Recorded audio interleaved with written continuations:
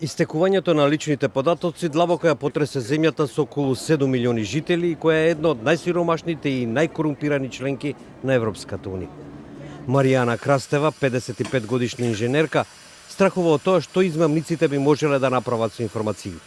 Сега морам да живеам во постојан страв, вели таа, додавајќи. И ако ми иземат апартамента, ако нещо се случи, трябва непрекъснато в някакъв страх да живея, какво ще стане, а това заради някакви държавни служители, на които им плащам. Маријана вели дека има намера да ги смени личните документи. Понеже може да са изтекли данни от личните ни карти, а това е проблем, защото може да се направят много големи злоупотреби с тези данни от личните ни карти.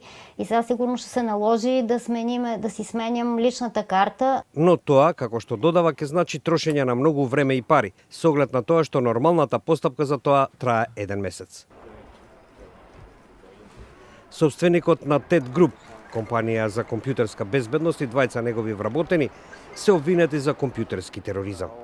Аферата беше откриена откако имејл со линк до протечените податоци беше испратен до локалните медиуми, нарекувајќи ја сајбер безбедноста на земјата шега.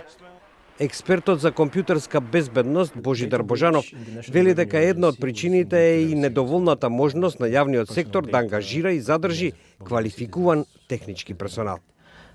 The breach was serious and unfortunately inevitable. The levels of information security in the public sector are lower than we would like them to be. This is due to multiple factors, multiple reasons. But the administration capacity to hire and retain qualified technical personnel is much lower than we'd really like. Нарочната агенција соопшти дека протечените податоци се фрагментирани и оти не биле доволни за евентуална измама. Оваа агенција исто така им порача на банките да бидат екстра будни, а ги повика граѓаните да не ги менуваат личните карти.